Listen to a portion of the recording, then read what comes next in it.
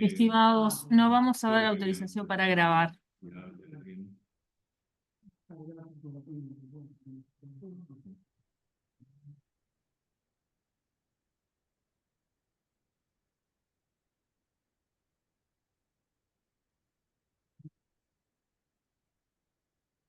¿Ven ahí la pantalla compartida? Todo sí, no. Así que en realidad ya estamos bien. Estamos pronto. Les digo que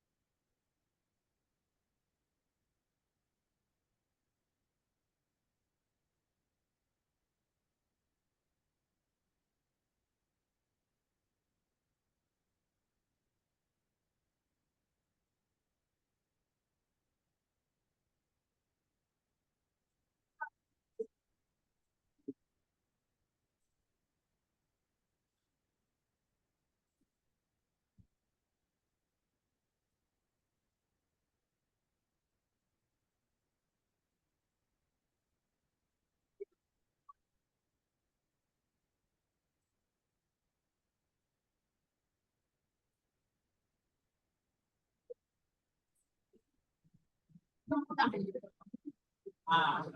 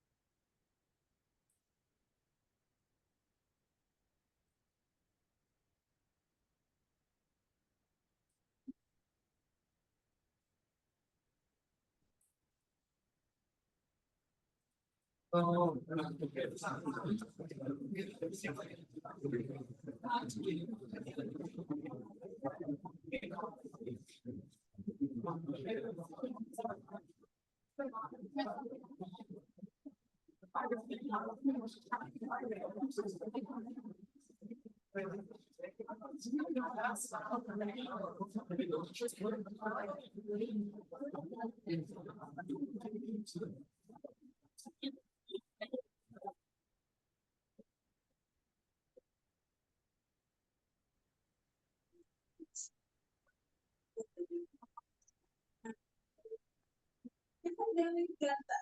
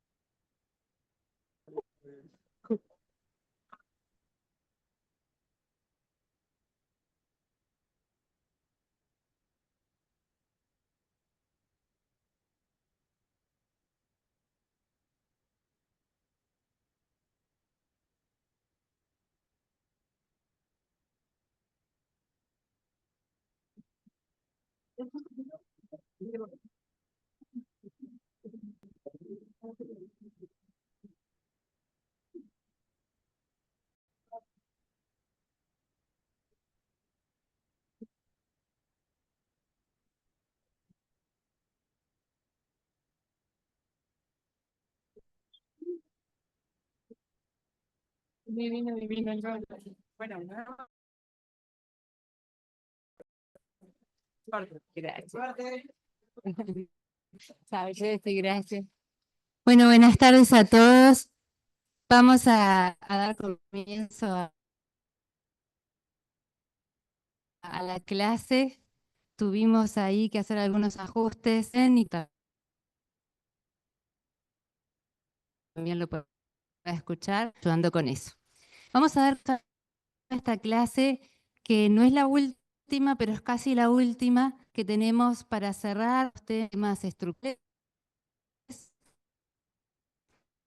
Ustedes, si están de alguna manera siguiendo el curso, porque es uno de los fundamentales dentro de las cosas que los arquitectos tenemos que resolver, pero no solo por la función propia del sistema estructural, sino porque forma parte del proyecto. Y como tal, hoy lo que vamos a hacer es mirar la estructura a partir del mensaje que deja la estructura.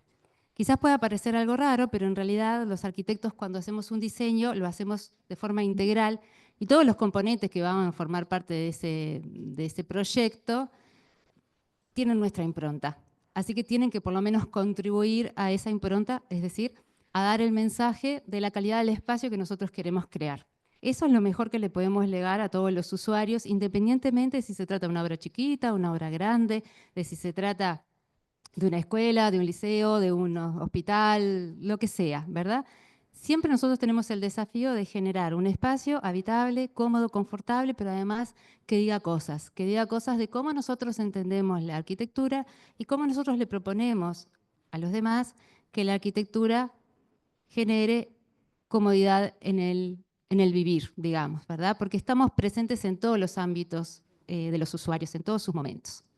Entonces vamos a hablar de expresión estructural, el mensaje de la estructura, y esta clase, yo les decía, no es la última porque mañana vamos a tener una clase puntualmente relacionado con las cimentaciones, que es algo que hemos venido trabajando en los prácticos, que evidentemente también forman parte de la estructura, pero que en general no forman parte del mensaje de lo visible, de lo formal de nuestros edificios, aunque sí de la resolución técnica de los mismos.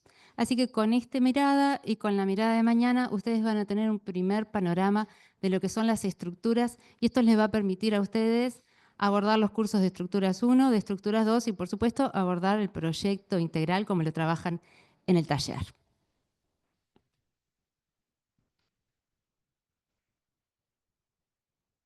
Bueno, entonces el objetivo que tenemos hoy es analizar el potencial del sistema estructural en relación con las dimensiones expresivas y formales del espacio arquitectónico.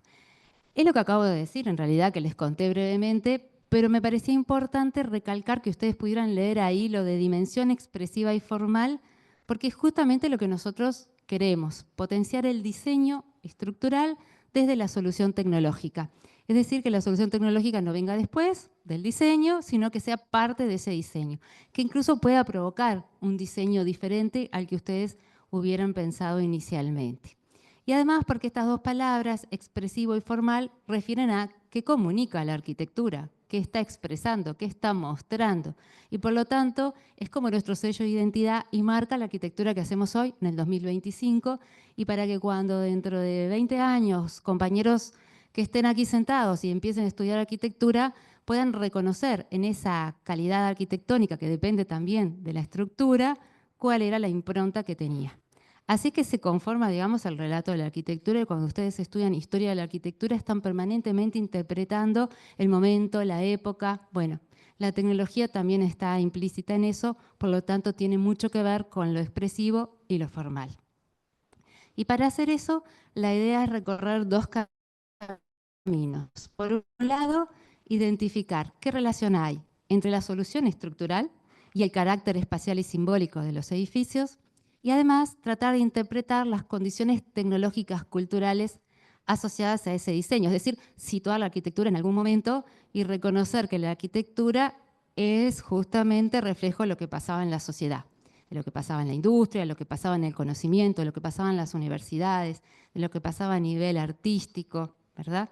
Entonces eso hace que la arquitectura sea mucho más rica porque se convierte justamente como en un espejo de eso que es más allá de la arquitectura, toda nuestra cultura. Para recorrer estos dos caminos, vamos a visitar algunas obras. Digo visitar en sentido metafórico, por supuesto, pero lo que vamos a hacer es mirar algunos edificios que fueron seleccionados por nosotros y algunos de ellos van a tener puntos en común con los que ya hemos trabajado, pero que tienen como una fuerte impronta en este aspecto.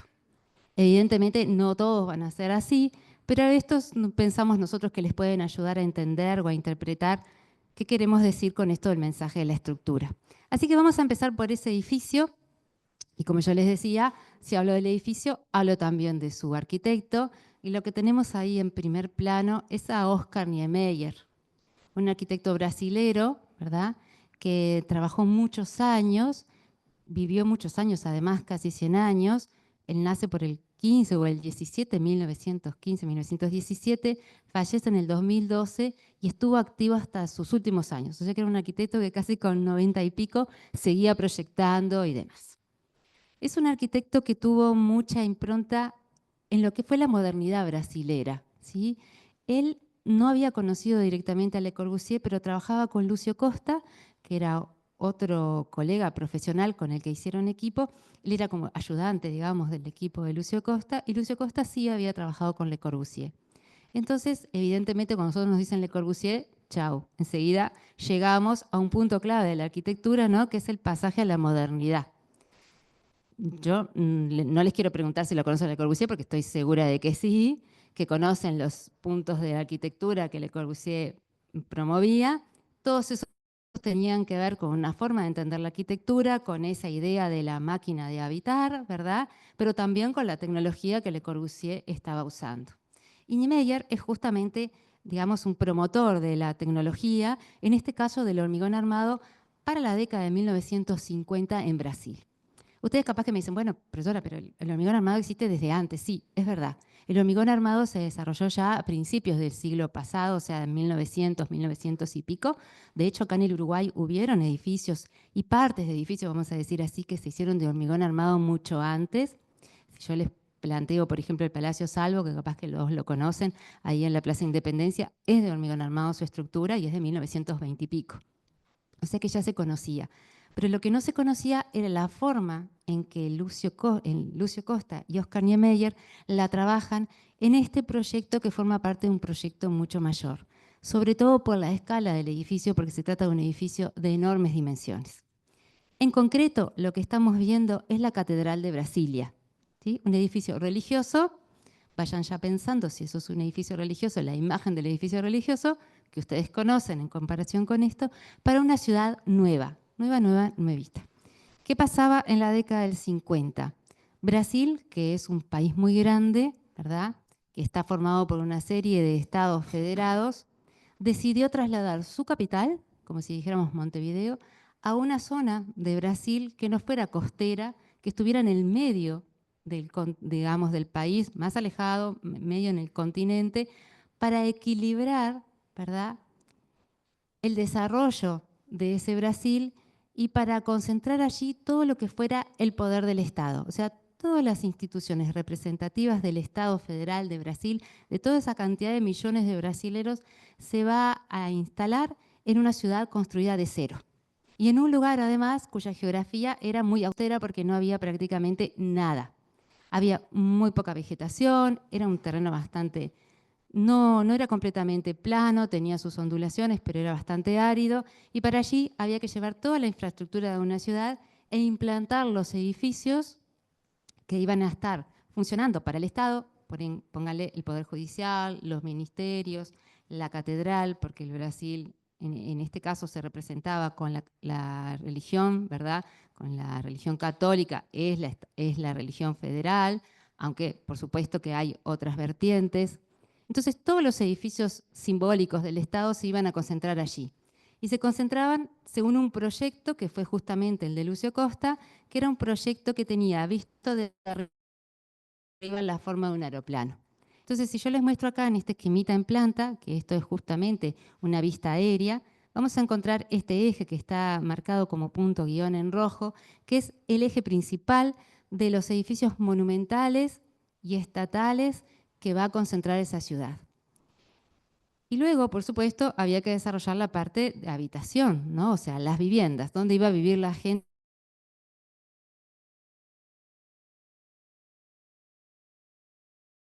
que iba a vivir Se en corta, Brasil. Carola.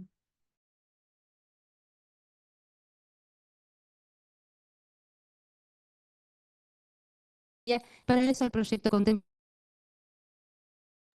Carola, por acá se corta el audio cada tanto.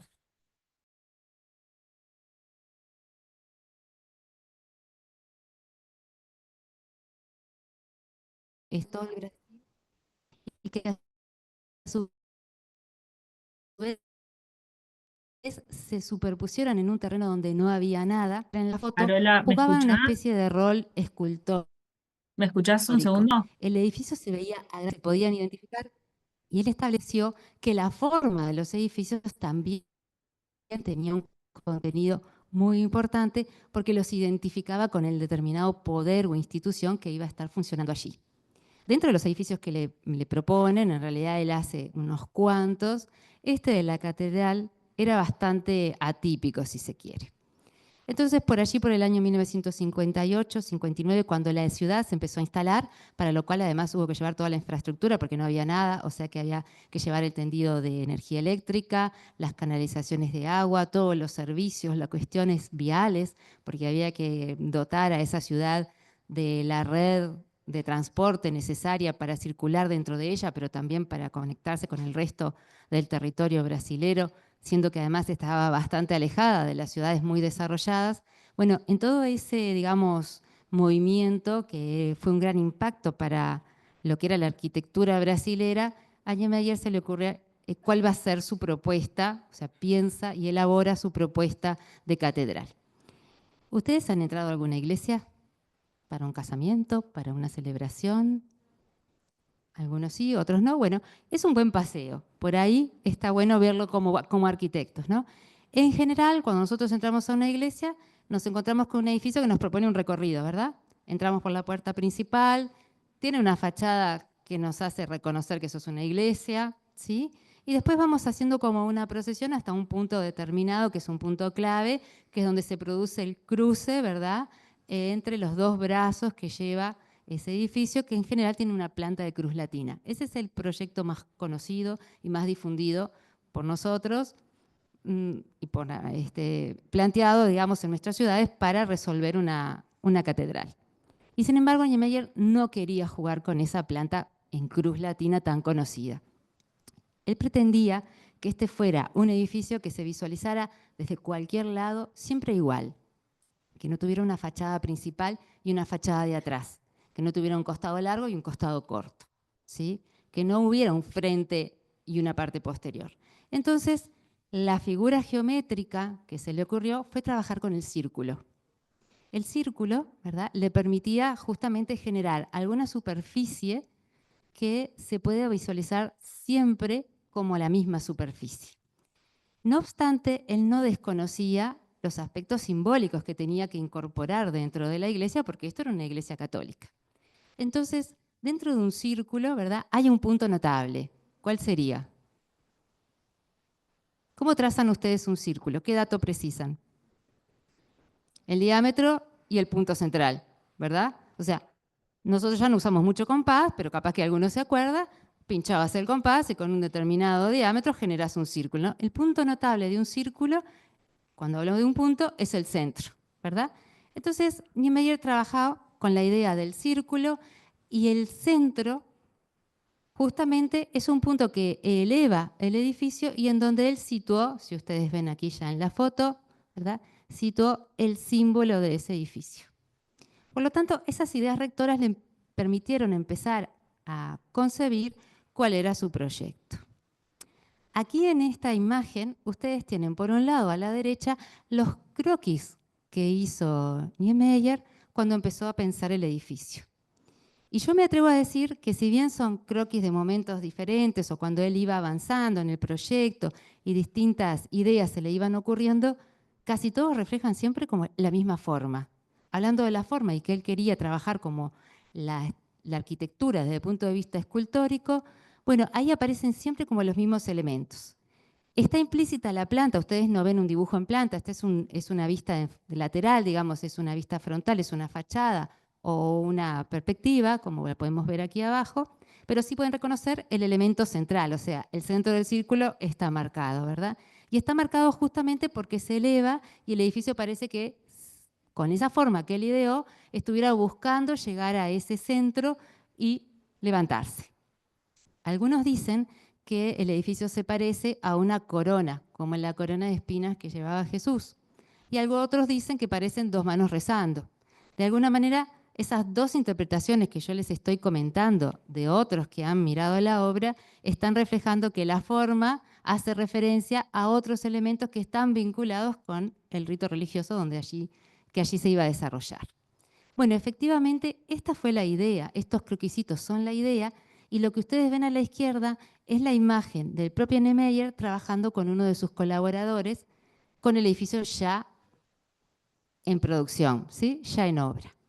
El que está a la derecha, yo no se los puedo afirmar, pero me la juego que es el ingeniero Cardoso. Él trabajaba con Cardoso y con Magalhães, que era quien lo asistía en la obra, en la construcción de la obra. Cardoso era ingeniero y fue el que de alguna manera lo asistió para definir la forma de ese edificio, porque efectivamente cuando se empezaron a hablar por este proyecto, todo lo que Niemeyer estaba pensando era que la forma del edificio estuviera definido por esas costillas que están ahí, que eran también la estructura del edificio. O sea que el esqueleto del edificio era el que se llevaba la forma del edificio. Y era lo que Niemeyer quería que se viera. Él pretendía que el edificio apareciera como esa escultura, con esa forma de corona o de manos suplicantes, ¿verdad? Que se elevaban hacia el cielo, sobre todo vinculado con el centro del círculo, a través del diseño de la estructura. Por lo tanto, si la estructura le quedaba bien, si seguía con su principio, con su idea, entonces lograba su objetivo de comunicación solamente definiendo la estructura. Con la estructura.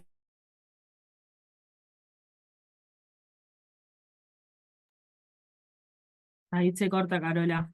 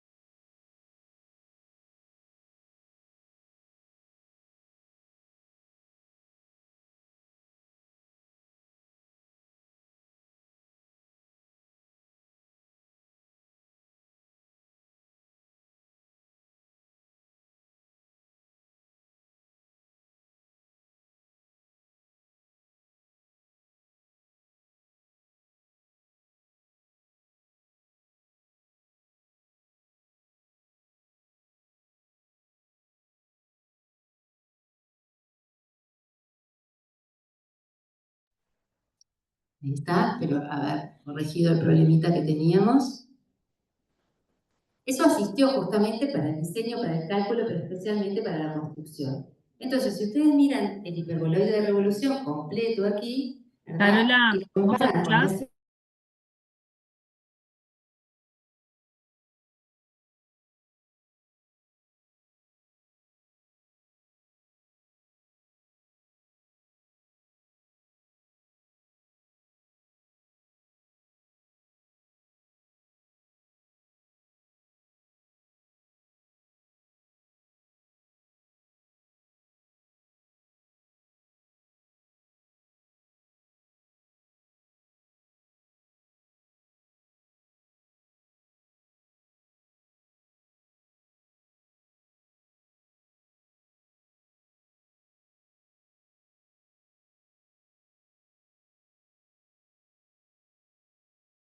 distintas, otra familia de estructuras que hemos trabajado también en clase, por ejemplo, algunos principios de las estructuras reticuladas, ¿verdad? Porque simplemente me voy a fijar en esta partecita. Acá vemos las cruces de San Andrés, estas tan famosas que nos permiten arrastrar, ¿verdad? Y vincular las barras, confluyen a nudos cuando estamos construyendo una estructura reticular. Evidentemente, acá en este momento hay dos estructuras juntas, la que va naciendo y la que le va dando soporte.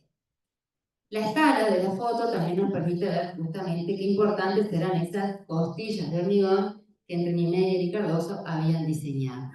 En esta otra imagen, que es un poquito más de cerca, podemos ver por un lado el proceso constructivo, allí a la derecha, que acompaña la foto que estuvimos viendo, y cómo la estructura se fue completando hasta que finalmente quedó así. Lamentablemente los brasileños tuvieron algunas dificultades económicas, por lo tanto el edificio no se pudo completar inmediatamente. Y por varios años, más de 10 años, el edificio quedó sin terminar, pero la estructura no. La estructura estaba en pie. Y de hecho, los brasileños por muchos años veían esto, ¿verdad? Por lo tanto, Niemeyer había conseguido llegar... Perdón, no está compartiendo, está llamando la docente.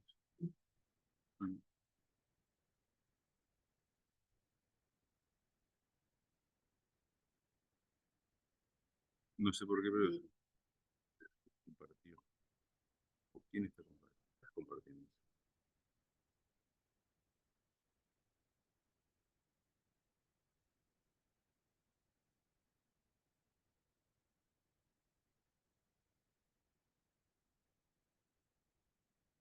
Perfecto. Ahora sí está la barrita de compartir. No, me llamó la docencia. Bien, ahí sí se ve. Muy bien, bueno, disculpen los que estaban en el Zoom, algo pasó que se había dejado de compartir la pantalla. Bueno, les comentaba, para los que están en el Zoom, de todas maneras no se perdieron mucho, que en esta otra imagen estamos viendo cómo la estructura se fue completando, y yo les contaba que por muchos años, porque no había recursos económicos, no se pudo completar. Por lo tanto, el edificio no se usaba como iglesia, digamos, pero sí se podía ver el efecto escultórico de la estructura. Y ahí podemos ver también en la foto de la izquierda, podemos ver la escala que esto tenía. Esperen que voy a pasar a pantalla completa, así acá lo vemos bien. Ahí está. Bien, disculpen, estábamos acá. Ustedes también pueden ver en estas imágenes que esas famosas costillas que están allí no son costillas que son de sección constante, ¿no? Si uno las quiere dibujar, están afinadas en la punta para dar esa idea de corona, después tienen un engrosamiento y ese engrosamiento coincide justamente con el punto de contacto. ¿Cómo se sostienen esas costillas? ¿Cómo resolvieron el apoyo de esas costillas? Esa es una pregunta que nosotros desde el punto de vista formal y geométrico nos tenemos que plantear. Bueno, allí detrás del punto de conexión donde todas se juntan, aquí atrás, pasando justamente por ese punto, hay un anillo, como si fuera un aro. Y en ese punto las costillas reposan. Como todas las costillas reposan en ese aro, ¿qué le está pasando a ese aro? Está siendo apretado por las costillas, ¿verdad? Entonces, es un aro estructural que está prácticamente generando además el techo de la catedral, que trabaja a compresión. La forma que le dio Niemeyer a las costillas hacía que en la punta de abajo existiera también otro aro, pero ese aro por cómo era el camino material de las cargas, en lugar de estar comprimido, estaba traccionado. Miren, les voy a mostrar aquí esta foto para que puedan ver los dos aros. En esta imagen se ve el aro superior, aquí, a esta altura. Más arriba lo que estamos viendo es parte de la cubierta que se resuelve posteriormente. Y las costillas, todas las costillas se apoyan allí. Cuando llegamos a la parte de abajo, que no es el piso, porque esto está levantado del piso, aparece un punto más de apoyo. Pero la forma de la costilla, y como todas llegaban al aro, hacía que el aro estuviera traccionado. Cada una de las costillas entonces apretaba el aro superior, traccionaba el aro inferior. Evidentemente esto a Cardoso le significó hacer un desarrollo del hormigón armado para que pudiera canalizar las compresiones y las tracciones. Ustedes saben que el hormigón armado, que para nosotros es tan común, es un material compuesto. En realidad se aprovecha de las propiedades de dos materiales bien conocidos, porque además entre ellos trabajan muy bien. Tienen mucha compatibilidad en cuanto a sus deformaciones. Entonces, cuando se produce una carga y se van a deformar, ambos se deforman de manera compatible. Y eso quiere decir que se pueden acompañar. Por supuesto, además, el hormigón le sirve al acero para protegerlo de la corrosión. Decimos nosotros que el hormigón pasiva las armaduras. Quiere decir que lo deja pasivo, sin acción. En vez de activo, pasivo. Eso quiere decir que podemos aprovechar toda la sección del acero porque está bien cuidado por el hormigón. Obviamente, siempre y cuando ese hormigón sea muy compacto y no entre el agua, por ejemplo, a través del hormigón. A veces nos parece que el hormigón no puede ser poroso, pero el hormigón es poroso, tiene poros.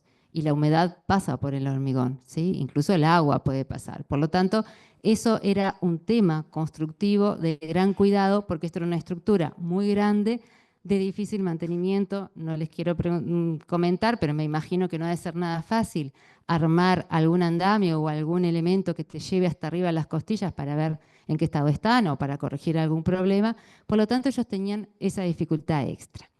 Pero ¿qué otra dificultad puede tener construir una costilla que va a tener 30 metros de altura y que tiene una longitud enorme, que es de hormigón armado? ¿Cuál se imaginan ustedes que puede ser el otro problemita que a Cardoso seguro lo desvelaba? ¿A nadie le preocupa nada? El peso, perfecto. Construir un hormigón armado significa que por cada metro cúbico de material yo estoy poniendo 2.400 kilos. No es un material livianito, al contrario, es un material, digamos, dentro de las densidades de material que nosotros manejamos, uno de los más pesados. Se parece mucho a la roca pura. La roca pura pesa 2.600, el hormigón anda en 2.400, o sea, es pesado. Por lo tanto, teníamos un problema para las cimentaciones, obviamente que mañana van a discutir un poquito de eso, pero por otro lado, Cardoso decía, yo tengo que lograr aligerar esto.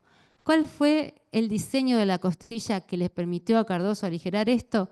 Hacer las huecas por dentro, ¿sí? Entonces, ustedes miran este costado, aquí, donde vemos justamente el lateral de una de las costillas, podemos ver en cada uno de estos puntos que están marcados como cortes, cuál era la sección de la costilla.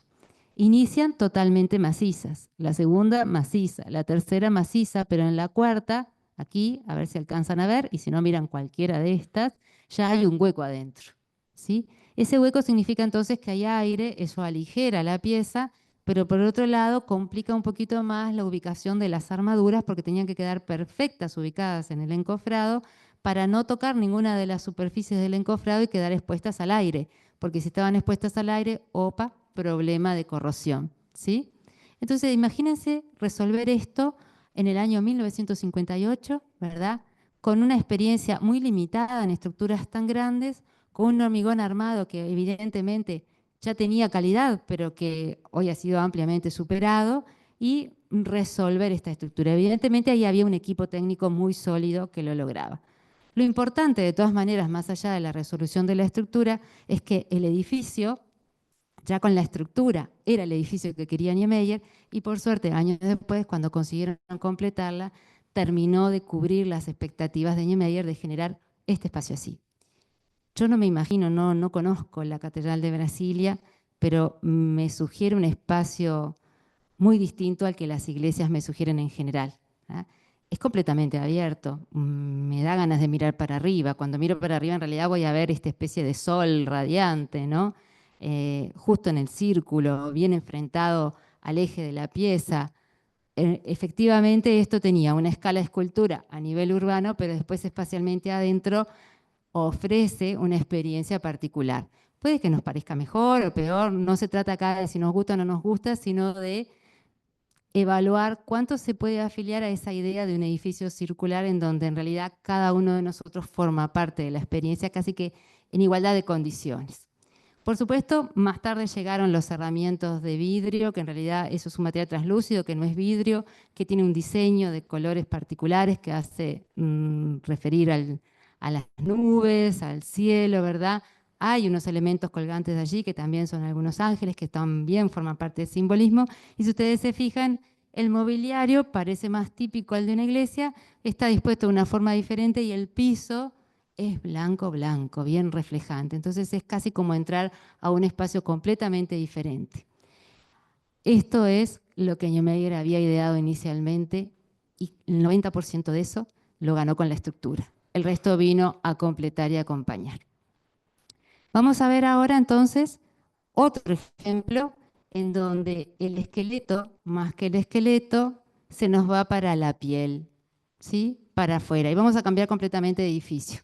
Nos vamos a ir mucho más actual al 2002, a Zurich, ¿verdad? En Suiza, y es un proyecto de Christian Querés. Este proyecto está inmerso ahí en un parque muy lindo, ¿verdad? En un área verde, muy calificada de la ciudad, y plantea un edificio completamente distinto a lo que lo rodea. Si ustedes miran por atrás en la foto, van a ver que son edificios completamente intimistas, ¿no? Aquí Querés lo que está proponiendo, por más allá de que esto se trata de una escuela, la Leuchtmann School, ¿verdad? Está proponiendo un edificio que se expone.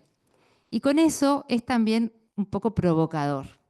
¿Qué sucedía? Nosotros en las escuelas estamos acostumbrados a tener proyectos que en general son más bien bajos, de altura, ¿verdad? Y que nosotros vamos recorriendo un corredor y vamos accediendo a aulas. Capaz que es un esquema similar al que nosotros tenemos acá en facultad, ¿verdad? Sin embargo, había toda una discusión en ese momento en Suiza sobre cómo hacer para interactuar y para cambiar las relaciones entre las generaciones y los ocupantes de un edificio escolar. Hacer que el modelo escolar, digamos, el de escolarización, la educación, fuera mucho más interactiva. Entonces, Querés le propone a quienes se encargan en este proyecto hacer una escuela en vertical. En lugar de hacer una escuela horizontal desparramada, digamos, en donde vos vas a tu salón y no sabés qué está pasando en el salón siguiente, ¿verdad? Hasta que no llegás a un espacio común, no te encontrás con nadie. Bueno, él les propone un edificio que no solo conviviera internamente, la gente entre sí pudiera como verse, visualizarse, sino que además dialogara con la ciudad. Y para eso hace este edificio. Este edificio tiene que tener, por lo tanto, una gran transparencia. Buscar esa comunicación exterior-interior y que yo pueda ver lo que está pasando en otro salón, bueno, tiene que jugar con la transparencia. Y para eso Querés utiliza un sistema estructural que le habilita eso y que ustedes me van a decir cuál es porque se ve a simple vista. ¿Son estructuras de qué tipo? ¿Ven algo ahí que pueda ser estructural? Los pilares y las losas. Y los pilares están haciendo un juego así, ¿verdad? Voy a seguir con el dedo, ustedes me ven. Si tengo que decir que pertenece a una familia, ¿a cuál familia pertenecen? A las reticuladas, ¿están de acuerdo? O sea, acá Querés sacó todo lo que sabía de estructuras reticulares y lo puso en juego. ¿Ah? Obviamente también se ven los elementos horizontales, ¿no? Que conforman los pisos, las bandejas. Por ahí hay algunos elementos que están trabajando a flexión. Esto sirve como para recordar que las soluciones estructurales no se adscriben a una única familia, podemos tener piezas combinadas y en eso está la riqueza, porque el diseño lo podemos hacer aprovechando las virtudes de una y las virtudes de otra. Bueno, Querés propone esto, vamos a verlo un poco más de cerca y de otro punto de vista. Y que el edificio, pero con una perspectiva completamente innovadora respecto del entorno construido, de esos edificios que vemos atrás, pero también de las escuelas tradicionales. ¿Ustedes ven el reticulado en el piso de arriba? ¿Acá arriba? Se ve claro, ¿no? Después acá pasa algo que no lo veo, por acá aparece, ¿sí? Acá está, acá también está, y acá abajo. Algo hay, y por suerte, algo tiene que haber, ¿verdad? Nosotros sabemos, pero no es tan visible. ¿Cuál es la idea que trabaja Querés cuando hace desaparecer, entre comillas, la estructura justo en planta baja? ¿Qué sensación les da a ustedes? De que está flotando, ahí está. No es verdad que la colgó del cielo porque no tiene todavía, los mecanismos todavía eso no lo logramos, pero sí me da esa sensación de que el edificio se posó, pero casi que no toca el piso. Y eso es porque Querés hace un juego estructural que de alguna manera todo lo que venía bajando camino material de las cargas a través de la estructura reticulada que se veía en fachada, se va para algún lado en donde se resume y no cuenta en la expresión formal del edificio.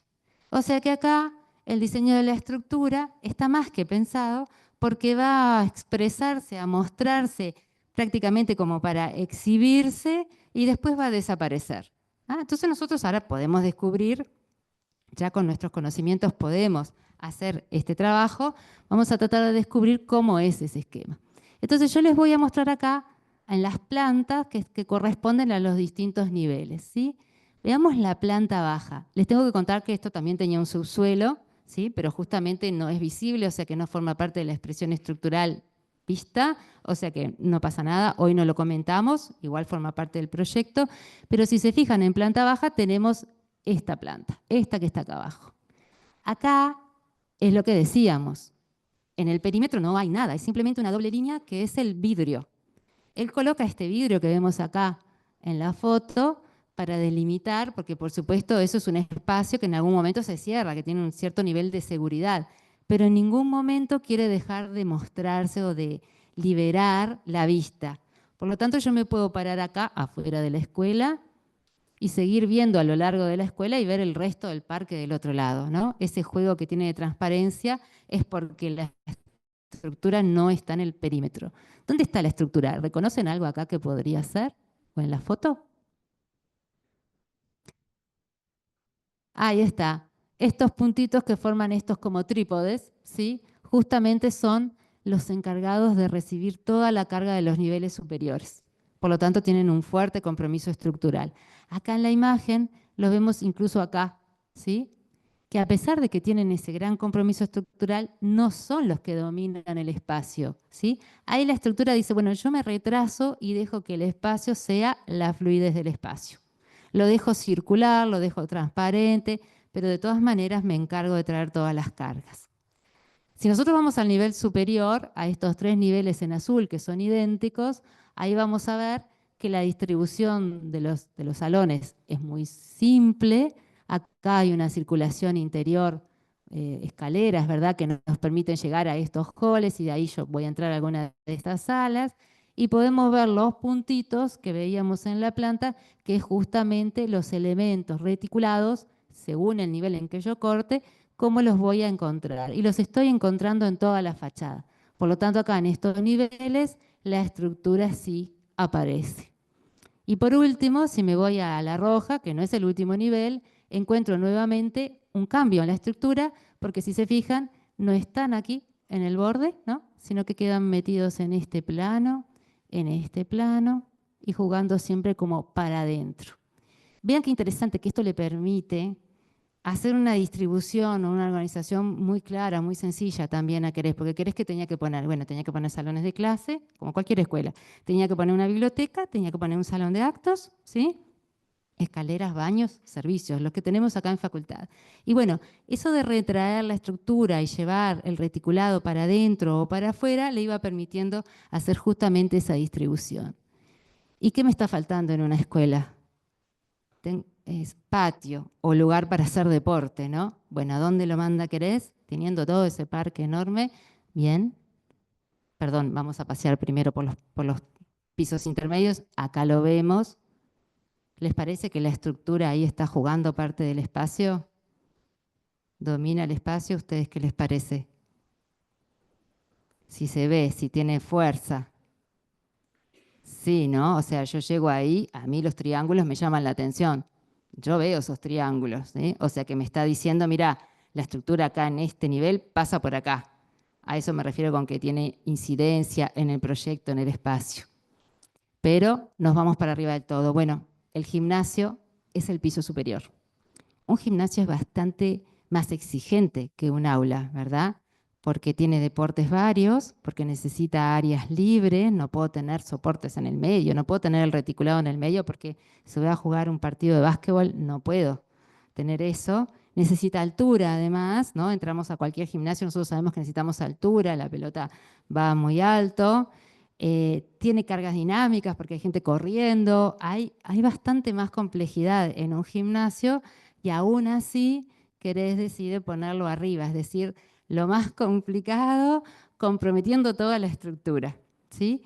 Eso se lo permite justamente este reticulado, pero además, yo les quiero decir lo siguiente, yo sería incapaz de hacer deporte en este gimnasio porque me estaría entreteniendo todo el tiempo mirando para afuera. Me distraería muchísimo. Ya no soy muy buena en gimnasia, pero aparte de eso, tener ese como especie de balcón alto a la ciudad me parece que es muy atractivo, genera como otro punto de interés. Y eso está permitido justamente porque el material vidrio no tiene que formar parte de la estructura porque la estructura se va por las barras, ¿sí? Y las barras son estos perfiles metálicos que querés instalar acá de múltiple altura, ¿sí? Acá estamos por lo menos con 7 metros de altura. Por lo tanto, en esa secuencia vertical, Cres iba moviendo la estructura según le acompañaban las necesidades programáticas, esa distribución y organización, manteniendo siempre ese juego de permitir la comunicación entre los espacios en el hall interno y con la ciudad. Y evidentemente esto de noche se vuelve un espectáculo para la ciudad. Es tan ingeniosa, digamos, el diseño de la estructura que un museo hizo una reproducción de la estructura y la expone como tal, ¿no? Entonces, ese edificio que nosotros vemos allí planteado es muy llamativo por muchos motivos, pero la estructura es uno de ellos. Y por lo tanto se hizo esa maqueta bastante grande porque cabe en un salón enorme y se planteó todos los reticulados. Cuando nosotros miramos ahí, reconocemos los trípodes, ¿sí? ¿Los ven acá? Acá tenemos las patitas de planta baja. Vean que parecen muy menores para sostener todo aquello. Evidentemente, acá Querés aprovechó aquello de que los reticulados son estructuras que alivianan todo el edificio, en el sentido que solamente con las barras y eligiendo bien el material que fuera muy bueno para las compresiones o para las tracciones, él podía resolver la estructura.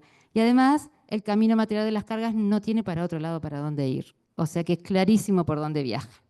Si nosotros quisiéramos hacer un análisis ya más profundo, bueno, tendríamos que tratar de recordar los conceptos que conocemos justamente de reticulados.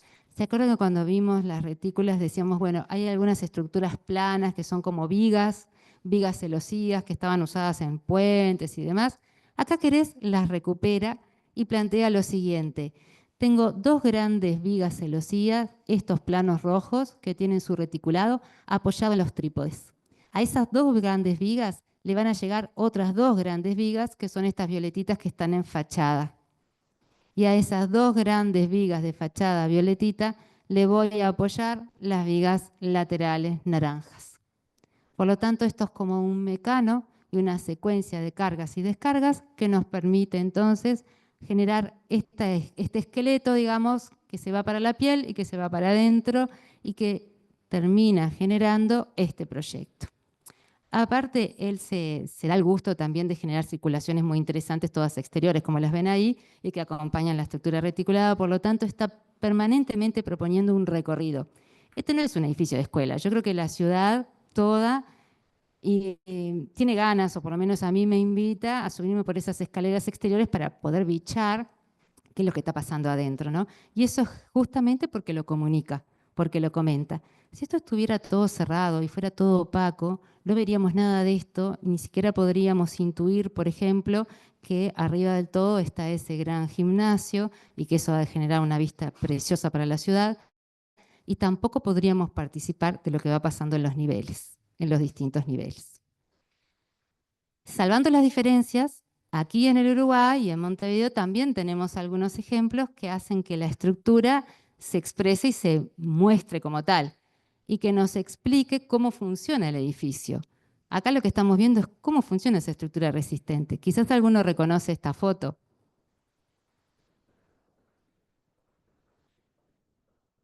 Boulevard Artigas, ¿sí? A la altura de Caribes, ese es el complejo Boulevard, ¿sí? De un estudio muy reconocido que también tiene muchos años y que ellos se jugaron a expresar la estructura para afuera. Entonces nosotros acá ya vemos, distinto de Querés, porque este no es un reticulado con triángulos, estamos viendo pilares y vigas, ¿verdad? Y también estamos viendo cómo esos pilares y vigas generan sombras oscuros, zonas claras en el edificio, cómo le proyectan y le dan justamente ese juego y cómo además generan modulación. El otro día estábamos hablando en el práctico del tema de la modulación. Bueno, la estructura en general también aporta modulación y el hecho de la modulación también comunica un orden, un ordenamiento, una cierta economía, una forma de construir. En este caso que les estoy mostrando es justamente eso lo que sucede en el complejo Boulevard y lo podemos decir perfectamente del edificio de Querés. Tengo también estas imágenes para mostrarles, a ver si alguien reconoce. Está inconcluso el edificio, pero lo tienen más que visto, ¿no? ¿No surge? Facultad de Ingeniería. Este fue Vilamajó, ¿verdad? Otro de nuestros grandes arquitectos. Y fíjense ustedes cómo la estructura es prácticamente la forma del edificio. Así como está, se impone. Después aparecen las ventanas, aparecen algunos elementos, pero esta es la Facultad de Ingeniería. No importa, yo le pongo, le saco las cosas y no va a cambiar. Quiere decir que el diseño estructural estuvo en la base, en el germen de lo que Vilamajó pensaba que debía ser relevante para ese edificio allá por la década del 40 y pico. Después les dejo para que vean ese texto que justamente es de Vilamajó y que expresa eso, la estructura era el edificio. Vamos a pasar ahora a otra obra nacional en donde ya no va a ser tan fácil identificar el esqueleto, porque ahora sí, la propia piel del edificio, ¿verdad?, es la estructura. Y todos me van a decir quién es este, aunque están viendo un cachito de edificio. Dieste. Dieste realmente fue un creador de un sistema, una tecnología constructiva vinculada con las estructuras. Él era ingeniero calculista, pero todos sabemos que ha hecho obras de arquitectura maravillosas. Y por eso se le dio el título de arquitecto honoris causa, o sea, no vino acá a facultad a estudiar, pero en su carrera profesional se desarrolló como tal. Así que le reconocimos esas virtudes. Dieste evidentemente trabajó de una manera diferente. Él aprovechó esa capacidad que tienen los materiales de que a partir de la forma geométrica adquieren mayores resistencias. Entonces jugó con las bóvedas, con las curvas. Y también trabajó, igual que con el hormigón armado, con la compresión y con la tracción. En este caso, la compresión, en vez de dársela al hormigón puramente, se la daba al cerámico, ¿sí?, al material cerámico. Esto que estamos viendo ahí seguramente son ticholos o tejuelos cerámicos, que son los materiales que vemos en todas las obras. Hay que decir esto, Dieste trabajaba con materiales muy tradicionales, los de toda la vida acá, y justamente por ese motivo se le reconoce su ingeniosidad, ¿verdad? Él ha sido declarado Patrimonio de la Humanidad, nosotros tenemos el honor y el orgullo de tener una obra declarada de esas características, porque es el representante de su forma de trabajar las estructuras y de generar espacio. Entonces, bueno, nosotros no nos tenemos que quedar con un solo edificio, tenemos que salir a ver las distintas obras de Dieste, porque todas ellas nos permiten ver cuán importante era no solo el edificio terminado, sino el proceso constructivo. Hoy yo les mostraba la Catedral de Niemeyer en obra, bueno, acá estamos viendo algunos hilos en construcción. Esos silos, esa definición, el silo en realidad es un gran depósito de granos, ¿verdad? Es un elemento industrial bastante poco aprovechado desde el punto de vista arquitectónico porque tiene un carácter mucho más funcional. Bueno, pero la misma tecnología, la misma forma de pensar le permitió a él resolver especialmente las cubiertas de otros edificios que sí son de uso mucho más frecuente. Por ejemplo, los gimnasios. No sé si ustedes conocen Don Bosco, acá por la calle Canelones, por ahí hay un gimnasio. A escasas 6 cuadras de acá de facultad tenemos el gimnasio Don Bosco, que también es un gimnasio ideado por Dieste. Bueno, y capaz que también reconocen esto. Este es el viejo, porque ya ahora ya fue el primero, el Montevideo Shopping, ¿no? ¿Por qué les muestro esto? Porque él no solo resolvió la cubierta, sino también las paredes. Y cuando aprovechaba las paredes, cuando diseñaba las paredes, aprovechaba la misma propiedad, la compresión en los cerámicos, la tracción en el acero, porque por ahí hay elementos de acero, pero sobre todo la curvatura y la forma. Es tan loco lo de Dieste en el sentido de la capacidad de cálculo que todavía hoy no existen programas de computación que puedan reproducir la forma en que él calculaba. O sea, él calculaba a mano y con una calculadora manual, y los ingenieros de hoy se acercan a los cálculos de él con los programas y los software que existen, pero estrictamente no pueden calcular exactamente como él lo hacía, ¿no? Él tenía un conocimiento muy fiel, muy próximo de la capacidad de los materiales, ¿sí? Entonces eso le permitía ir diseñando. Además, él hacía muchas pruebas de los materiales, cosa que nosotros los arquitectos tenemos que incorporar. Nosotros manejamos sin fin de materiales, pero es muy importante conocerlos. Entonces, si vamos a elegir un material, hagámosle las pruebas mínimas necesarias como para saber que presta las prestaciones que esperamos. Entonces, acá tienen la iglesia de Cristo Obrero, que justamente la que yo les comentaba ha sido señalada como Patrimonio de la Humanidad, en el sentido de que es como el reflejo de todas las destrezas de Dieste. Y ahí él fue resolviendo distintas cosas. La historia de esta iglesia es que se la encomendaron gente obrera, con muy pocos recursos, que tuvieron algunas donaciones y que iban juntando plata de a poquito. Por lo tanto, la obra se demoró un montón. ¿Cuáles fueron entonces las primeras decisiones de Dieste? Bueno, vamos a hacer la cubierta y las paredes, y después vamos a terminar de cerrar el edificio y después vendrá el equipamiento interior. Pero todo eso él lo iba integrando, o sea, él no dijo, bueno, voy resolviendo la estructura como si fuera un granero, ¿verdad? Y después veo, pero evidentemente aprovechó cosas que ya sabía para generar estas soluciones. Yo les estoy mostrando fotos del interior, como lo pueden ver hoy, ¿verdad? Aquí lo tienen. Y la solución pasó por resolver techo, paredes, piso, muro de altar, escaleras, todo con dos materiales, cerámicos y acero. Y también un poco de mortero para embeber los aceros porque es necesario protegerlos, y también tengo que pasivar las armaduras, así que también había una especie de hormigón armado que genera algunos nervios.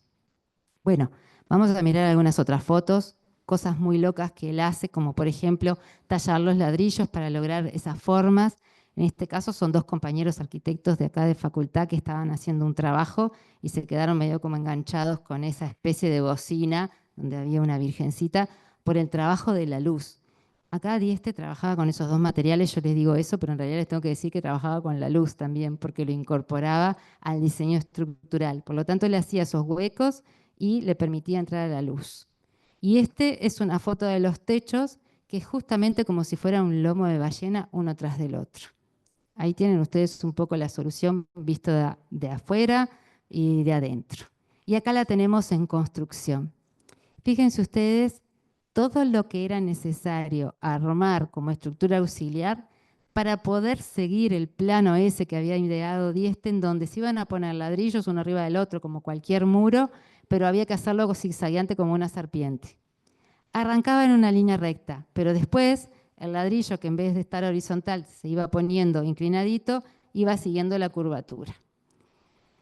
Hay muchas anécdotas del transcurso de la obra, pero todas ellas condicen en decir que Dieste estaba ahí presente, porque Dieste, siendo el ingeniero, le enseñó a la cuadrilla de albañiles, que nunca habían hecho un muro como una serpiente, a cómo colocar esos ladrillos.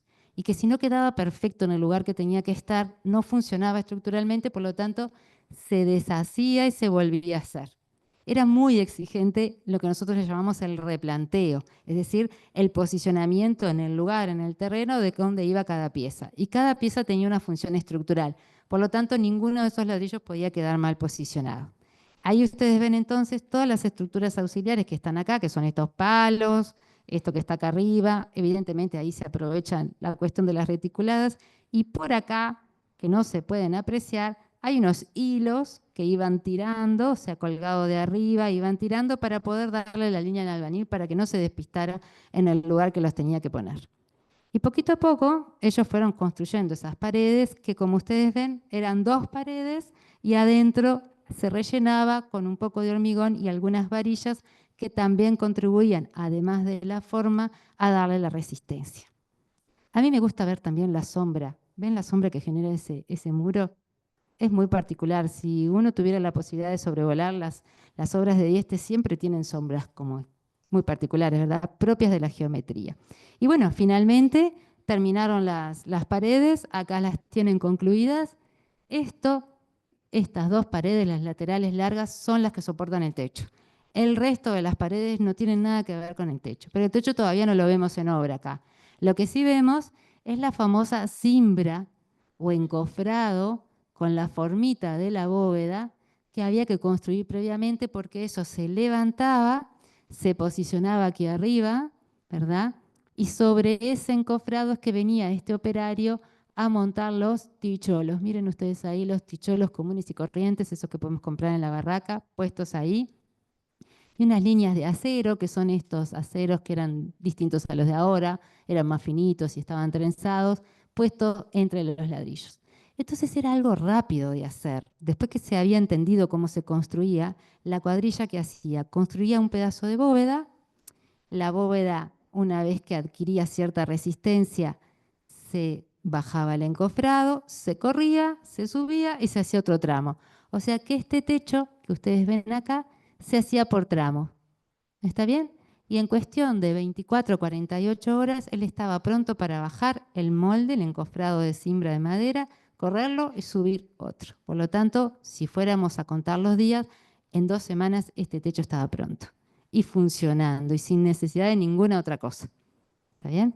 Era muy rápido y muy económico, especialmente para la época. Hoy capaz que hacemos las cuentas y la economía no es la misma, pero los recursos que ellos contaban eran muy básicos. La cuadrilla de trabajadores eran albañiles tradicionales. Ellos fueron los que hicieron el proceso de aprendizaje y de adaptación, gracias a que Dieste los fue acompañando y entonces agarraban ritmo y hacían estas bóvedas maravillosas en cuestión de pocas horas. Entonces, cuando uno va a visitar, lo que ve es loquísimo. El corte es esto, ¿sí? Completamente ondulado. Y esa ondulación es la que le permitía adquirir la resistencia, porque esto es muy finito, tiene un espesor muy finito, ¿sí?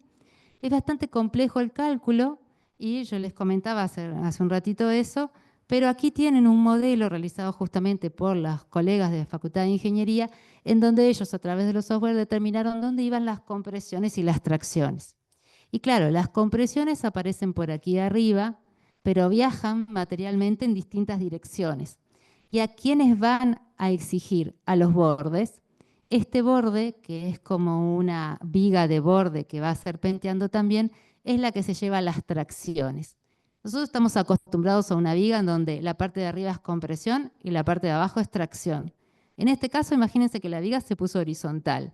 Entonces recibe las compresiones del lado de la bóveda y la parte de afuera es la que está traccionada. Y por eso vemos este tipo de armadura colocado acá.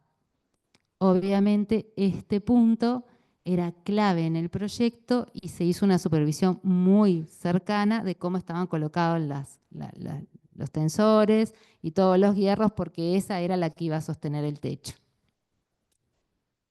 Bueno, y este es el resultado.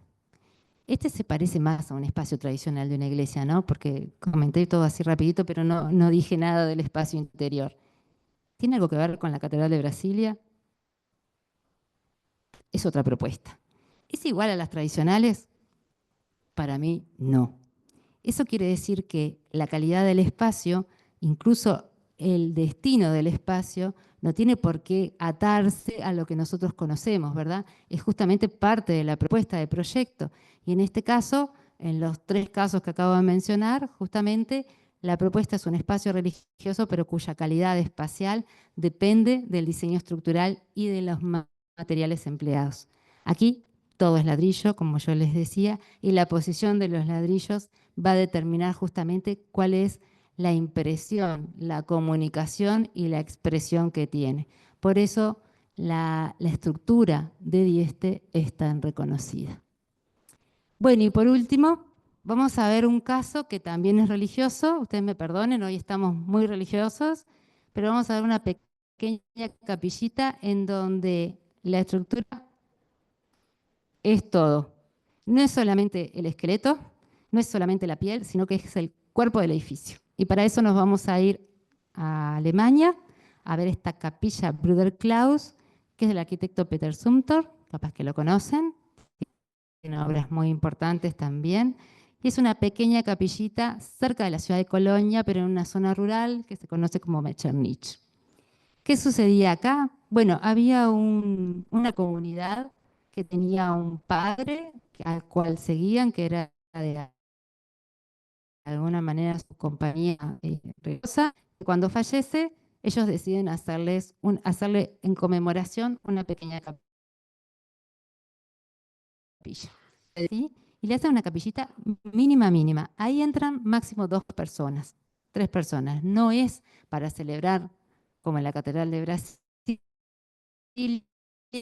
no es ni siquiera la iglesia de Cristo Obrero de Atlántida donde se puede traer a ese religioso que era tan importante para ellos, o para reflexionar directamente en lo que son las cualidades de ese espacio para esa comunidad.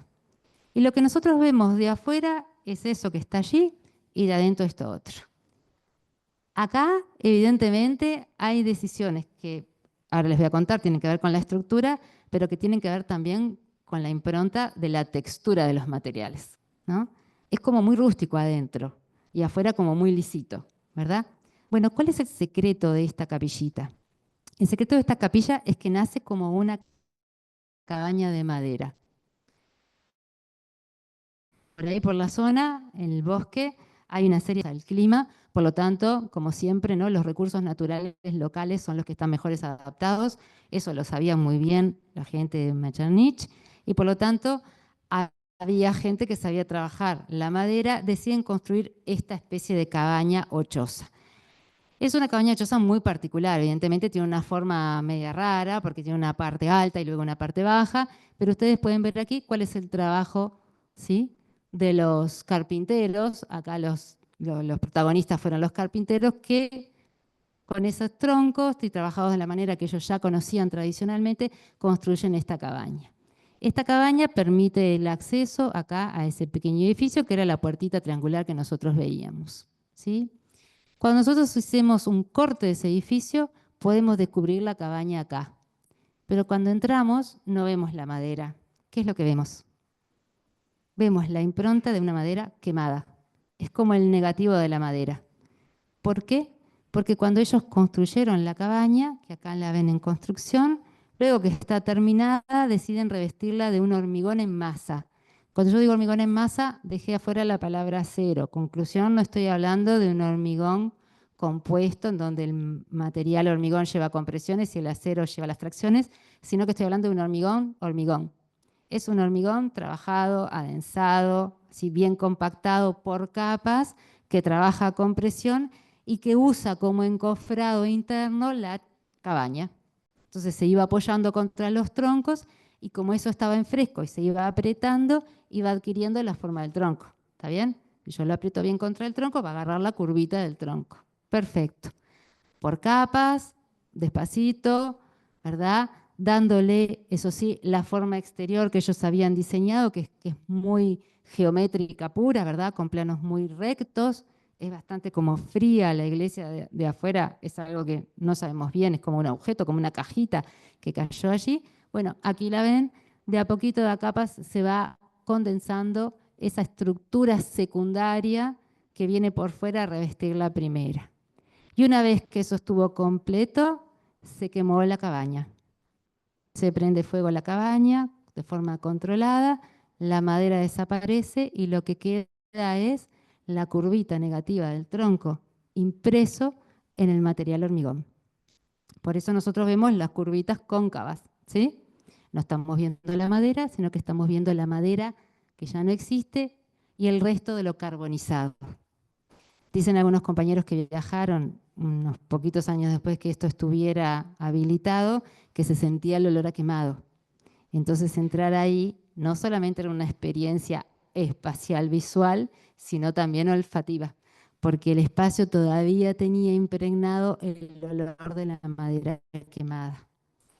Y evidentemente este edificio además, vieron que no tiene techo, es un hueco. Les voy a mostrar de vuelta el corte porque me olvidé comentar eso, pero fíjense acá. Acá quedó el hueco, ¿y qué es lo que entra por ese hueco? La luz natural.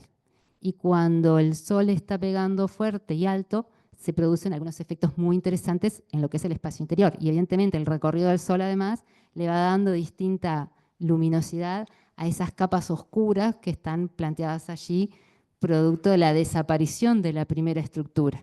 O sea, lo que estamos viendo es la estructura de segunda generación, la primera desapareció, pero conceptualmente todo lo que era estructura fue parte del proyecto. No lo puedo separar, ¿sí? La estructura fue parte del proyecto. Hay un mínimo equipamiento y está acá esta chica que es estudiante de arquitectura en el viaje, ¿verdad? Como ven, tienen un banquito, tienen aquí un lugarcito para poner sus ofrendas y encender las velas. Y como esto llueve, acá corre agua, ¿sí? Y entonces, por supuesto, es como un paseo al aire libre, pero es un espacio también muy íntimo. La calidad espacial está dada por todas estas condicionantes que yo les estoy comentando de generación del espacio. Y este lugar, es por eso, es muy visitado por los arquitectos.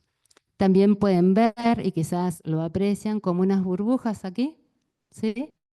Pueden ver como esas cuestiones, como esas burbujas. Bueno, esos son en realidad piezas de vidrio soplado que fueron dejadas en la masa del hormigón mientras se levantaba, y por ahí también entra un poco de luz de acuerdo a cómo dé la luz ambiente.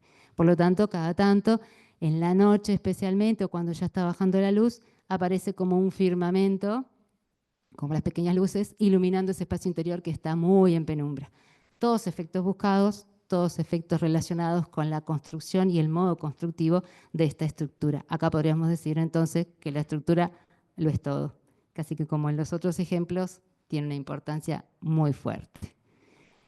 Bueno, muy bien, eso sería nuestro recorrido. Veamos entonces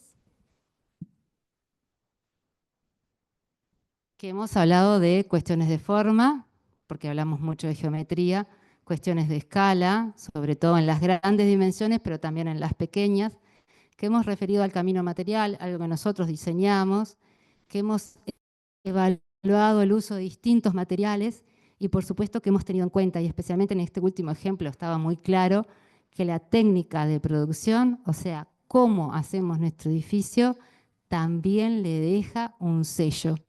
Y eso es lo que nosotros diseñamos. Nosotros no solo diseñamos la estructura geométricamente o formalmente, sino que diseñamos todo el proceso.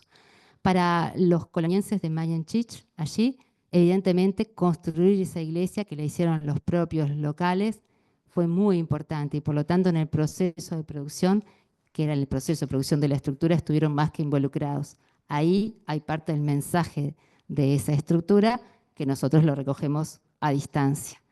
Eso es lo que nosotros queríamos conversar con ustedes, que el mensaje de la estructura trasciende lo meramente funcional. No hablamos de estructura porque tiene que llevar las cargas, hablamos de estructura por mucho más. Así que bueno, ese es el objetivo de la clase. Los vemos mañana para complementar. Muchas gracias.